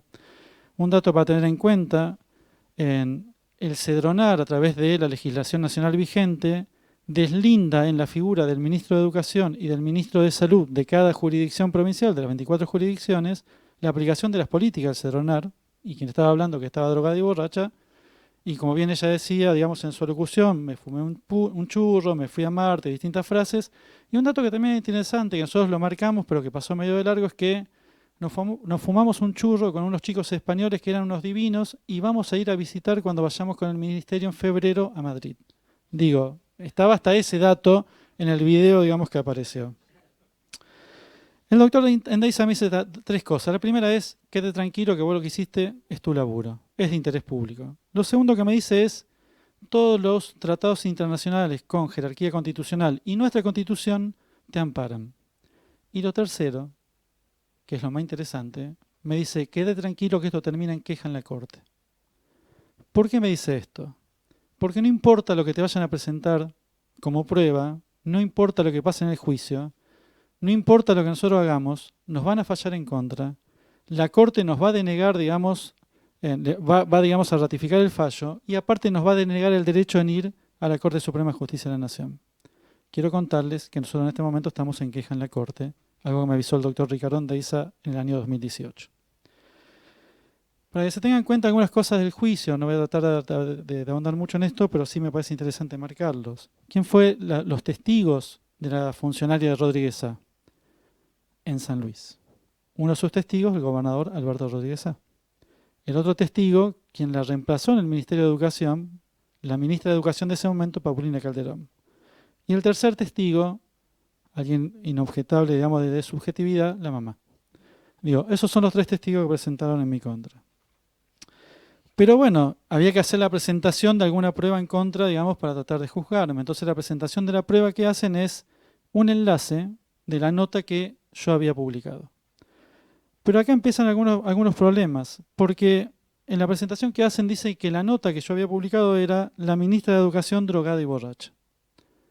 Insisto, nosotros habíamos publicado otro título que era, aparece un video con la ministra de Educación aparentemente drogada. Y también establecen en la demanda que nosotros estábamos escribiendo constantemente, cuando hablábamos del Ministerio de Educación, nos referíamos al ministerio de la ex ministra drogadicta y alcohólica. Digo, esto es lo que pone en la demanda, pero no presentan absolutamente ni tan siquiera una fotocopia de alguna nota donde figuren estos términos. El enlace que presentan, los peritos informáticos del Poder Judicial de la provincia de San Luis determinan que era un enlace inexistente. Un enlace roto o un enlace inexistente. Uno podría decir, bueno, seguramente como te la viste venir, borraste la nota, la bajaste. Digo, en el enlace, en el URL del enlace, era zetabol.com.uy. Uy son generalmente los enlaces de Uruguay, no de Argentina. Mío es .com.ar. Lo que seguía después no tengo idea, pero ya de por sí la nota no existía la prueba. Digo, me hacen una demanda y la prueba no existe. Yo me tenía que defender de una prueba que no existía. A todo esto, los peritos psiquiátricos, el perito psiquiátrico que determinó que había sido afectada la ministra Rodríguez A por mi causa, es el padre de 2 funcionarios de Rodríguez A que lo vienen acompañando en las últimas 3 gestiones. Para tener en cuenta, la propia ministra, porque una de las cosas que se me acusa es violación en intimidad. ¿Qué es lo que queda demostrado en la causa? Lo primero que queda demostrado es que quien se filma y envía el video es la propia ministra de Rodríguez A. Lo otro que queda demostrado en la causa, que fue enviado un número indeterminado de personas. La ministra en declaraciones periodísticas primero dijo que se lo había mandado a 2, después en declaraciones periodísticas dijo que se lo había mandado a 4, y yo me sorprendo cuando estaba en el tribunal porque dijo que se lo había mandado a 6. Fue creciendo a medida que pasaban los días. A esto hay que sumarle que sus testigos diferían en el número de cantidad de gente a quien se lo había mandado y de los grupos de WhatsApp que pertenecían a quien se lo había mandado. O sea, quien lo saca de su intimidad es la propia ministra. Y la ministra Rodríguez A no solamente marca eso, marca que meses antes de que sea publicado por Zetabol estaba circulando en redes sociales. Y también lo testimonia en el juicio de que una hora antes de que sea publicado ya circulaba en los grupos de WhatsApp de los periodistas. O sea, meses antes en redes sociales, una hora antes en grupos de periodistas, enviado a un grupo indeterminado de personas. No hay violación en intimidad. Pero aparte, se viola el principio de congruencia, esto que lo saben muy bien los abogados y yo me lo tuve que escribir, obviamente, que es, yo entro al juicio acusado por una nota que los peritos no logran determinar porque no existía, entonces me terminan condenando porque en YouTube, digamos, el usuario Zetabol publica el video ese día. Y la jueza dice, y es de público conocimiento que está relacionado con Diego Massi. O de público conocimiento que pertenece a Diego Massi. Digo, no hay un solo peritaje que diga eso. Es más, eso aparece en la sentencia porque en todos los alegatos previos no había otra cosa de donde tomarse. Obviamente fuimos en alzada al Superior Tribunal de Justicia de San Luis y ahí también se produce algo interesante. Primero va al Procurador General de la provincia, quien es quien tiene que ver el caso. Y aquí de nuevo un poco para seguir argumentando a favor del doctor Garay. El procurador de la provincia de San Luis es el doctor Luis Martínez. El doctor Luis Martínez, un día antes de asumir como procurador, era jefe de la bancada de diputados del PJ de San Luis, del kirchnerismo puntano. Quien lo reemplazó es la hermana del ministro en la bancada. Obviamente el Superior Tribunal de Justicia ratificó el fallo. No había, digamos, otro tipo de posibilidades que eso no pase. Y como pasa siempre en la provincia de San Luis, porque hay una matriz en la Corte Suprema de la Justicia de San Luis que pasa siempre, que es que deniega la posibilidad de ir alzada a la Corte Suprema de Justicia de la Nación, y por eso desde hace un mes aproximadamente estamos en queja ante la Corte. Estos son los hechos, básicamente. Yo creo, para empezar a ponerle un poco de contenido a lo que está pasando en San Luis, el caso mío es básicamente un caso donde Rodríguez Sá busca ejemplificar para disciplinar, ¿no? Esto de azotar en la plaza pública a alguien para que los demás entiendan lo que le pueden pasar. Los feudos cuando comienzan, recién Inés contaba lo que le pasó a ella por tratar de entrar en un feudo. Yo estoy contando lo que pasa cuando vivís en un feudo. Ninguno de los dos casos son buenos, digamos. Los feudos cuando empiezan tratan de lograr la empatía, digamos, de los ciudadanos y tratan de ser hasta simpáticos, amables y generosos, pero cuando ya eso no alcanza, y en el caso de San Luis está pasando, por lo menos en las formas, se tornan brutos y toscos. Por eso este tipo de fallos, que no revisten en cualquier otra provincia con cierta seguridad jurídica, la denuncia que me hicieron en mi contra no hubiera pasado a la mesa de entradas. No es que el juez hubiera dictaminado, acá no hubiera pasado a la mesa de entrada, porque no estaba ni la prueba, digo esto.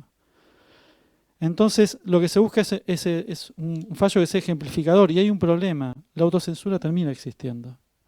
Lamentablemente nos termina pasando, porque nada, en mi caso yo tengo la suerte que me acompañe un abogado y que tengo quien me asiste, que esté la Fundación LED, que esté FOPEA, que esté ADEPA, que esté ADIRA, que esté la Sociedad Interamericana de Prensa, pero en San Luis cualquier periodista sabe que cuando desafía el poder después se tiene que comer 5 o 6 años de proceso judicial, con todo lo que eso implica para un ciudadano donde el periodismo en el interior de la provincia no es el único medio de vida que tenemos los periodistas, generalmente tenemos más de uno.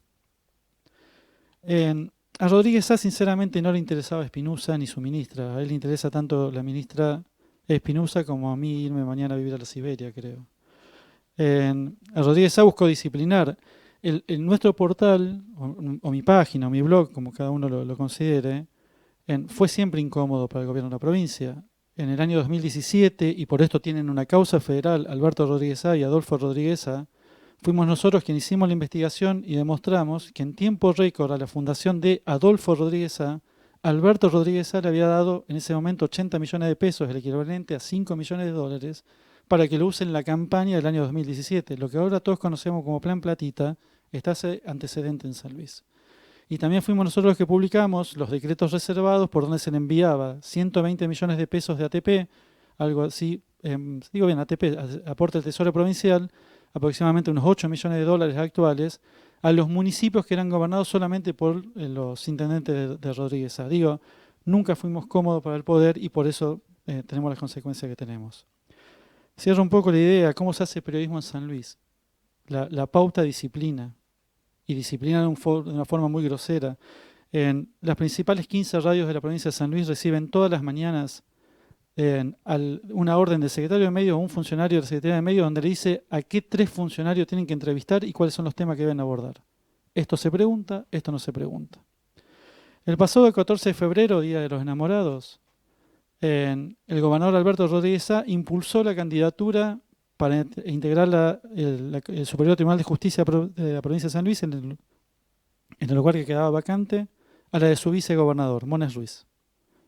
Una pelea interna entre ellos, los problemas que tienen obviamente siempre en el poder, parecido como pasa a nivel nacional, el kirchnerismo tiene esa matriz, parece, se pelea siempre el gobernador y el vice, o algo parecido, lo propone para que se vaya al Superior Tribunal de Justicia. El 13 a la noche, domingo 13 a la noche, los periodistas de San Luis recibieron un mensaje de WhatsApp del secretario de Medio de la provincia con 6 palabras. No se habla de Mones Ruiz. Nadie entendía por qué recibían ese mensaje y al día siguiente se tomó conocimiento de la postulación de Mones Ruiz. Como en algunos medios sí hablamos, el tema terminó en un escándalo y Mones Ruiz terminó desistiendo de asumir el Superior Tribunal de Justicia de la provincia. Y algo más que también me parece demasiado grave, los medios que reciben pauta, que son muchos, todos o casi todos tienen sus páginas de Facebook. Las páginas de Facebook se manejan, por ahí algunos lo conocen, otros no. Tienen administradores, moderadores, tienen varias personas que la manejan. Pero una de las personas que tiene acceso como administrador es un funcionario de la Secretaría de Medio de la provincia. ¿Por qué? Porque cuando el gobernador hace un acto y lo transmite por YouTube o del modo que sea, de modo en cadena, todas las páginas de Facebook de los medios de la provincia lo están transmitiendo. Y eso también lleva a que puedan moderar los comentarios. Hoy la opinión pública es la opinión comentada en las redes, no es ya la opinión pública que conocíamos antes, de aquello que se habla en las redes sociales. Bueno, ahí también interfieren. Eso es lo que está pasando básicamente en la provincia de San Luis con lo que es el derecho a la libertad de prensa, el derecho a la libertad de expresión y el acceso a la información. El caso mío es simplemente un caso que busca disciplinar, o es un caso que busca mostrar como ejemplo. Hoy los periodistas en San Luis, desde el 13 de agosto de 2020, el día del fallo, y hasta ahora, cada vez que se sientan a escribir en su computadora, o frente a un micrófono, o frente a una cámara, saben cuáles son las consecuencias cuando hablan de aquellas cosas que no tienen permitido hablar. Es muy común escuchar a un periodista decir: pedí permiso para ver si podía entrevistar a tal y me dijeron que no. El otro día hubo un hecho vandálico en la provincia, habían pintado la catedral. Casi todos los ciudadanos los indicaban, lo relacionaban con el gobierno por una postura que tiene el gobierno con la cuestión de lo que es pañuelo verde. La provincia de San Luis en ese sentido es bastante contraria. Y los medios no podían leer los mensajes al aire. Lo digo en este torno. La periodista arrancaba diciendo: bueno, acá tenemos un mensaje, bueno, esto es muy fuerte, no se puede leer. Y así, así y así. Eso es lo que nos pasa a los periodistas en San Luis, y termino contando, en el último cambio de gabinete, la que era ministra de Educación, que apareció con el video, pasó a ser secretaria de Medio Ambiente en el año 2018, y hace 2 meses atrás dejó de ser secretaria de Medio Ambiente y pasó a ser directora de Derechos Humanos. Que, como decía el genial Tato Bores, si lamentablemente esto no fuera verdad, sería una joda grande como una casa. Gracias.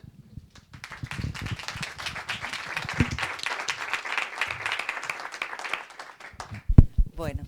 Gracias, Diego. Gracias. Débora, tu turno. Muchas gracias. Bueno, gracias, por supuesto, mi solidaridad con todos los colegas. Muy interesante lo que contó Inés, lo que contó Diego y lo que le pasa a todos los colegas del interior del país que relataba Silvana. Gracias a Silvana Judis y a la Fundación LED. También muchísimas gracias al Colegio de Abogados, a Alberto, que habló previamente, y a todas las asociaciones de prensa que siempre están detrás, ¿no?, de estos casos de cercenamiento de la libertad de expresión, ADEPA, FOPEA. Voy a ser breve, porque bueno, así son los tiempos que hemos marcado aquí para esta reunión. Conocerán el caso, el diputado y precandidato presidencial, porque él ya dijo que va a ser candidato a la presidencia, Javier Milei, demandó judicialmente a 5 periodistas por opinar críticamente sobre dichos que él había vertido en un programa de televisión. Por daños y perjuicios, por un total de 5 millones de pesos, más las costas del juicio, a mí, a Pablo Dugan, a Fabián Doman, a Martín Candalaft y a Paulo Vilouta. Lo que me parece importante señalar de este caso es que es un funcionario público, es un legislador de la Nación y además un precandidato presidencial que decidió ir a la justicia por las opiniones críticas de un grupo de periodistas. Digo, afortunadamente o lamentablemente no soy la única, somos un grupo de colegas, lo cual me parece más relevante el caso y me evita hablar de mí solamente, porque hasta me da pudor victimizarme, ponerme en el centro de esta cuestión judicial, pero estoy 100% de acuerdo con que todas las causas de judicialización de las opiniones de la prensa libre tienen un único objetivo, que es el cercenamiento de esas opiniones que puedan ser ejercidas con libertad. No solamente amedrentan a los que están involucrados en los procesos judiciales, sino a todos aquellos otros que no quieren estar involucrados a futuro o que no quieren ingresar en una causa judicial que les traiga perjuicios de todo tipo, y fundamentalmente porque son causas civiles, en este caso económicos.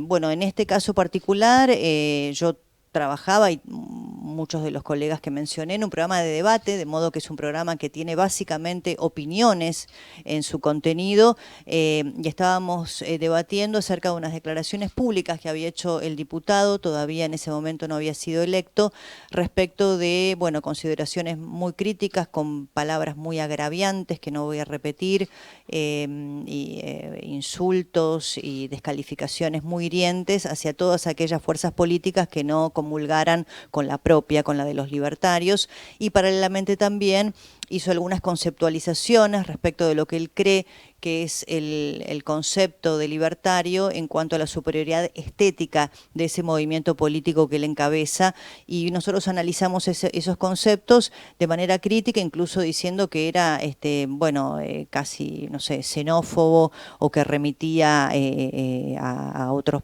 procesos muy lamentables de la historia de la humanidad respecto de la calificación de alguien por sus características personales o físicas. Bueno, eso motivó una causa judicial que en este momento tramita en los tribunales por daños y perjuicios, y me parece que es importante todo lo que aquí se dijo respecto de lo que implica poner a la prensa en el centro de una causa judicial, ¿no?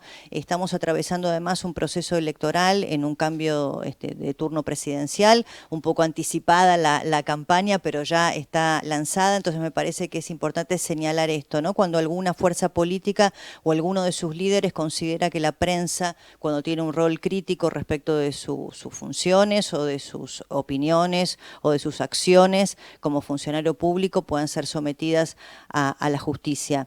La verdad es que si bien lo que contaba Diego y lo que relataba Silvana de lo que pasa en muchas provincias argentinas, como vos definías como feudos, aquí en la ciudad de Buenos Aires probablemente tengan otra visibilidad, pero hemos visto a colegas de la prensa en escarnios públicos con sus fotografías puestas en las plazas, se invitaba a los niños a escupirlas o a tirarles dardos como si fueran blancos en sus rostros, ¿no? Entonces me parece que es un tema delicado, que está muy bien que pongamos la lupa. Para mí es casi emocionante sentirme acompañada por organizaciones e instituciones de la sociedad civil, también de la justicia, y creo que todos tenemos que estar muy atentos, ¿no?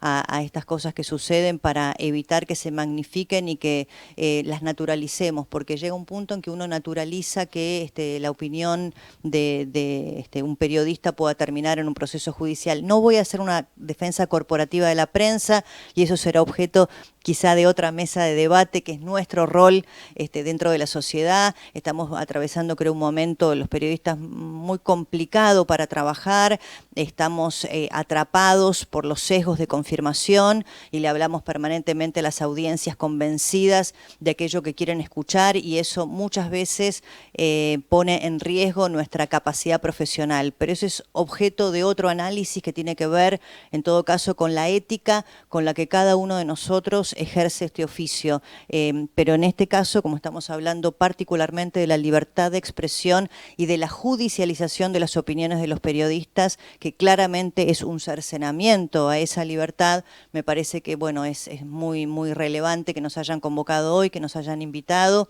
Por supuesto que esto atraviesa, eso lo marcó Silvana, ¿no? Habitualmente nosotros contamos, porque lamentablemente en el 2023, salvo los 4 años del gobierno de Macri, se van a cumplir 20 años de gobiernos kirchneristas, y muchos de estos casos han sucedido bajo esos gobiernos, pero estamos, atravesando un proceso electoral, y mi caso particularmente es una causa judicial iniciada por un dirigente político opositor a este gobierno, y que particularmente tiene como eslogan político defender la libertad. Entonces me parece que cuando esos eslogan vinculados con la libertad se tornan, palabras vacías, deben ser señalados, porque para mí judicializar la opinión de los periodistas es claramente un gesto autoritario. Así que muchísimas gracias a todos por habernos convocado y por la invitación, muy agradecida.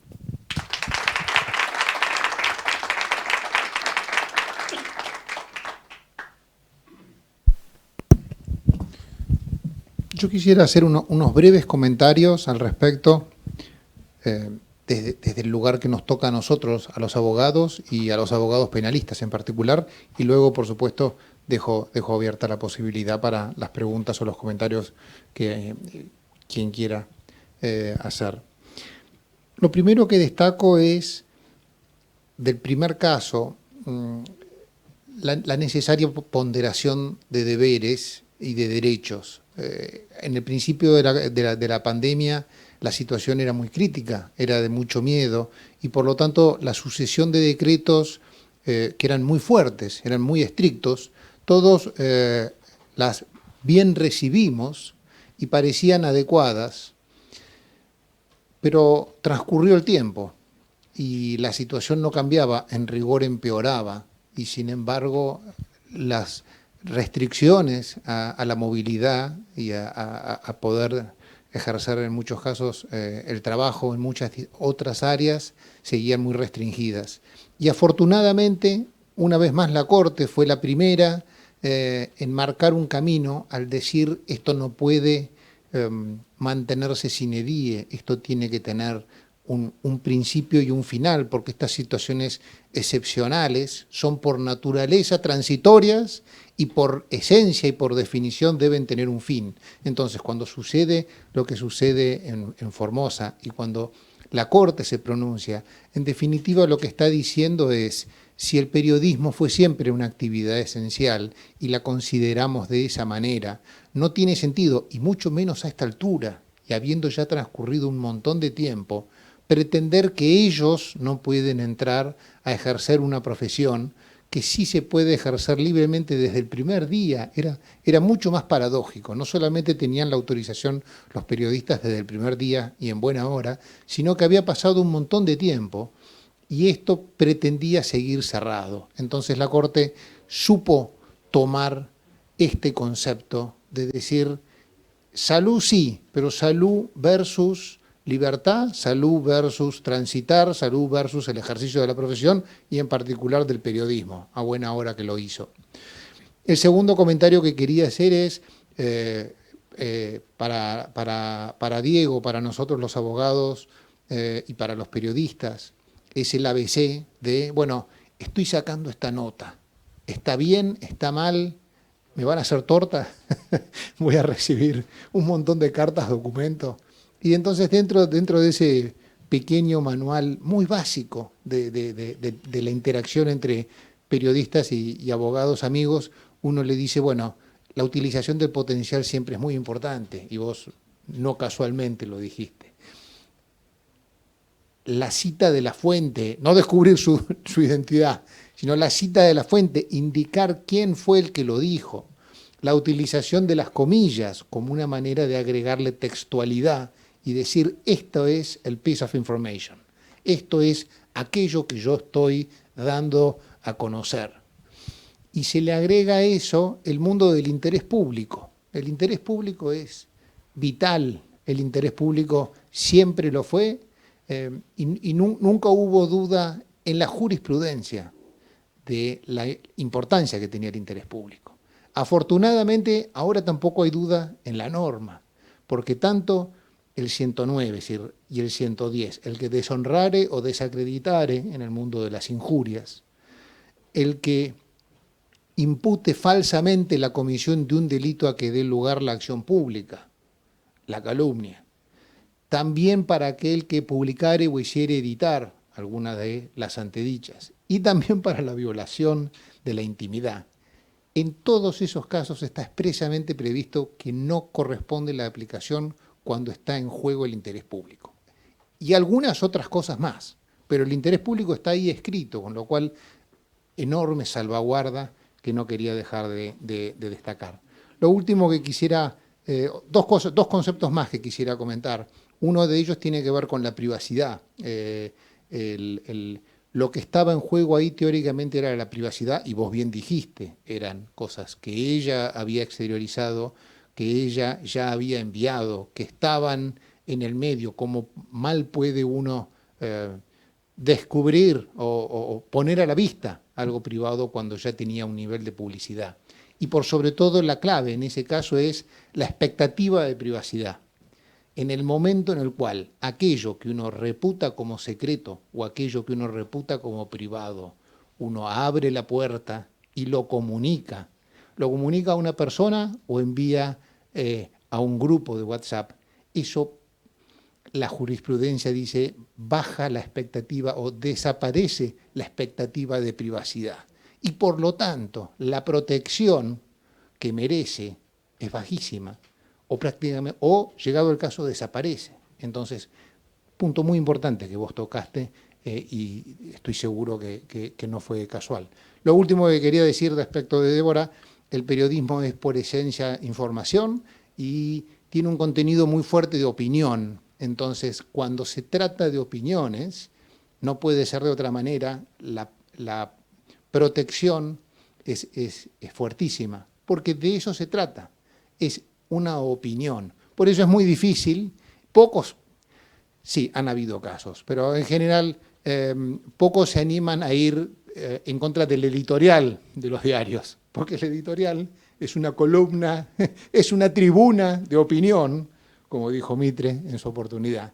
Entonces, pretender ir contra el editorial del diario es ir contra la esencia misma del periodismo. En general no se comete esa torpeza. De vez en cuando sí, y entonces, frente a gente que expresa opiniones, probablemente la omnipotencia del poder hace creer esto de a mí no me pueden criticar, y es al revés, el doctor Garay lo dijo clarísimo, a ellos es a quien más podemos criticar, porque pudiendo optar por quedarse en el ámbito de la privacidad, en el ámbito de lo de uno, de su familia o de su entorno, ellos optan por la publicidad, se valen del mundo público, quieren lo público. Entonces, si quieren lo público, deben aceptar esta crítica, como no puede ser de otra manera, con una garantía constitucional. Entonces, bueno, a buena hora, les he escuchado cosas interesantísimas y quería rescatar de esto, que tal vez ustedes lo tienen por sentido común, por experiencia profesional o porque lo han debido estudiar con sus abogados en el transcurso de las demandas. No son temas ni puntos ni ideas casuales, son temas medulares, súper centrales. Quisiera abrir esto a preguntas. Hay una pregunta, Juan, a Diego Masí, de Horacio Lynch, ¿no? Si no lo veo. Me paro y leo.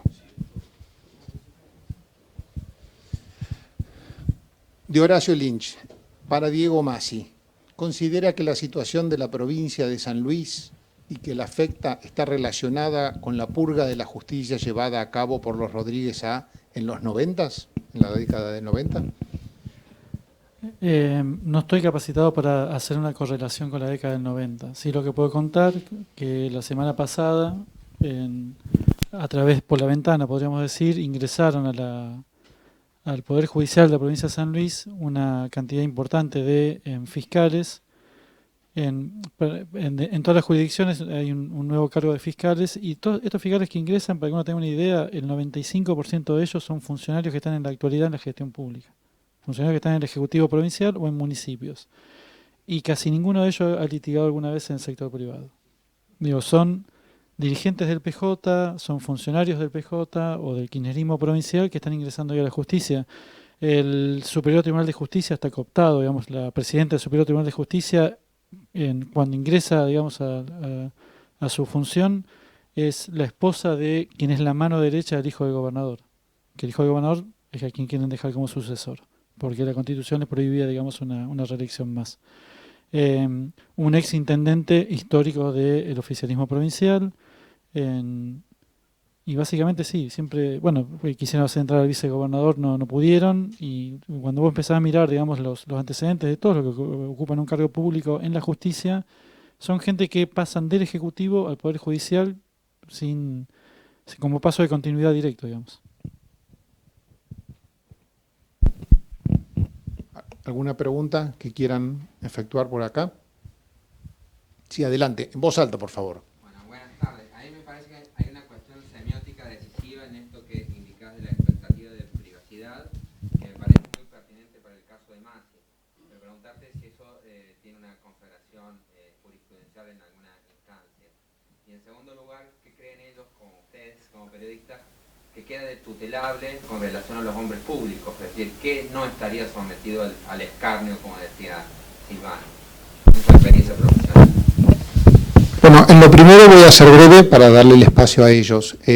Lo primero es una jurisprudencia que la hemos tomado de Estados Unidos. Son ellos quienes primero, una vez más, vienen legislando pretorianamente desde la jurisprudencia de la Corte Suprema y reduciendo seriamente los estándares de privacidad en términos generales al hombre público, luego ampliándole el ámbito a los periodistas con la real malicia, y en materia de secrecy, de secretos, tema súper candente, la jurisprudencia ha marcado esto, que es un concepto anglosajón, de la expectativa de privacidad como el estándar de evaluación en función a es posible que un periodista dé a conocer esto o está violando la privacidad.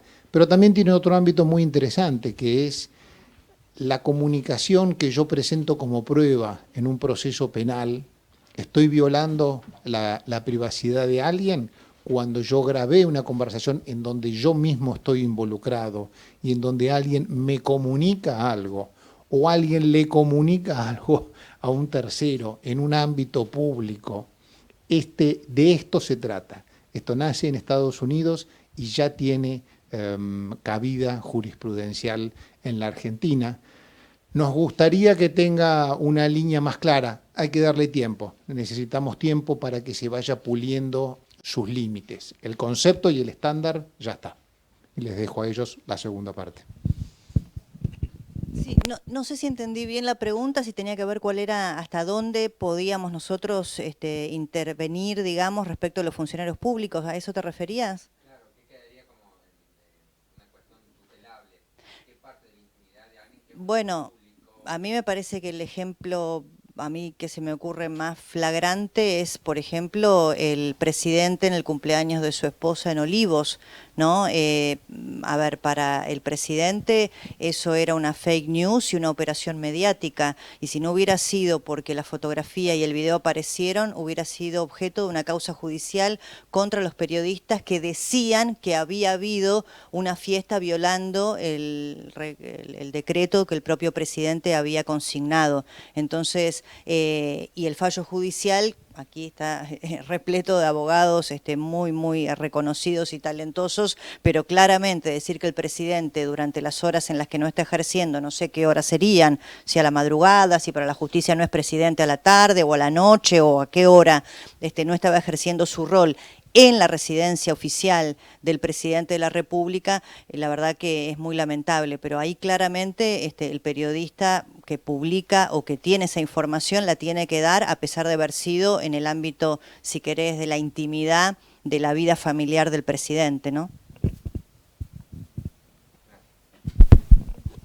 Yo agrego a ese tema, que es muy interesante, y a los abogados al tema nos han llamado. Es un hecho que pudo haber sido considerado de la íntima privacidad. Sin embargo, los personajes de por sí le quitan privacidad, le dan publicidad y le dan interés público. Y la situación per se de ese lugar cerrado, alejado del público, no le quita ni un ápice a aquello que estaba en juego, que es un delito. No importa dónde se comete el delito, o no importa en qué circunstancias, no importa quién lo comete. Entonces, ahí ya es un estándar más fácil, si lo querés. Es igual de delictivo y muy difícilmente, por no decir que no es viable, pretender oponer privacidad a delito. Ah, no, esto que sucedió en mi casa. Sí, pero es un abuso. Y sucedió en la intimidad de mi familia, pero es un abuso. Y sucedió con mis familiares, cada vez peor, no hables más. Entonces, todo esto contextualiza también un poco todo esto. Quiero agregar una cosa. Tenemos que ir cerrando porque Débora tiene que ir a la tele, ¿no? Pero quería hacer una pregunta a Débora antes, recordar por lo que vos preguntás. Ya hay un caso en la Corte con jurisprudencia, que es el de Fontevecchia, cuando la revista Noticias comentó sobre el accidente del hijo. Es un caso muy claro que dice que la vida privada, incluso la intimidad de información que tenga que ver con un funcionario como es el presidente de la Nación, siempre tiene mayor prelación en la garantía del derecho el hecho de interés público. Por eso, tal como lo señala Débora, cuando se trata de un presidente, un funcionario, un diputado, un candidato, siempre está la priorización en el derecho del interés público para que la sociedad esté informada. Pero lo que quería preguntarle a Débora, porque creo que no quedó puntualizado, o Débora se excusa de decirlo, es que el origen de la demanda del diputado Milei no tiene que ver tanto con la crítica sobre su discurso, sino lo que quiere impulsar en su demanda es algo vinculado a que los periodistas actuaron con cierta discriminación o antisemitismo. Yo creo que esa demanda no va a prosperar, pero me gustaría que Débora lo explique. Sí, yo creo que es un concepto el de utilizar la banalización del holocausto, de la Shoah, que es banalizarla justamente por esa misma razón, ¿no? E incluso, no voy a hablar por los demás colegas, yo no usé ninguna calificación vinculada con el nazismo para referirme al diputado Javier Milei, pero muchos de los colegas demandados habían hecho solamente interjecciones afirmativas a los dichos de otros, ¿no? Entonces, me parece, la verdad, si vos lees la demanda, él habla de daños y perjuicios respecto de las opiniones vertidas sobre su persona. Nadie lo calificó a él. Todos estábamos analizando el concepto que él había vertido respecto de lo que él consideraba su prioridad estética. Entonces, me parece que ahí también hay una confusión, porque estábamos discutiendo un concepto, una idea, no una persona. Y me parece que eso también habla de quien hace la demanda, ¿no? Que es un poco esa cuestión de ponerse en el centro de la crítica, cuando el objeto de la crítica no era él, sino los conceptos que él esgrime en sus entrevistas periodísticas, como pudo haber sido discutir o debatir sus conceptos respecto de la venta de órganos o de la aportación de armas. Entonces son conceptos que él vierte y que la prensa puede libremente opinar, y yo voy a defender siempre la libertad de él o de cualquier otro funcionario de esgrimir cualquier opinión, y están sometidos a lo más importante, que es el voto de la ciudadanía. Ahí es donde ellos se someten al escrutinio público. Después la prensa tiene la libertad de opinar, siempre desde mi lugar particularmente, sin agravios personales y siempre con datos, en algunos casos en los debates públicos, con argumentos y con hechos probados. Y cuando se trata de opiniones, porque en este caso claramente eran opiniones, son opiniones respecto de conceptos, de ideas y no de personas. Entonces yo claramente, en mi caso, pero por eso me da un poco de pudor hablar de mí, nunca me referí al diputado Javier Milei con ningún adjetivo que lo calificara a él, sino con las ideas que él esgrime, ¿no? Respecto de los conceptos del nazismo, etcétera. Bueno, y hemos llegado al final. Desde la Fundación LED, hablo en nombre de Silvana y de Eduardo, desde el Colegio de Abogados, hablo en nombre de Alberto, de Carlos y mío, les agradecemos mucho que hayan venido, a ustedes en particular, que hayan estado presentes, que se hayan hecho este rato para compartir con nosotros sus vivencias y sus padecimientos, y decirles que la Fundación ya desde hace muchos años lo viene haciendo, y el colegio también, y renovamos nuestro compromiso para ayudar y para colaborar en todo esto, en aquello que esté en nuestro alcance. Muchas gracias a todos y muchas gracias a ustedes.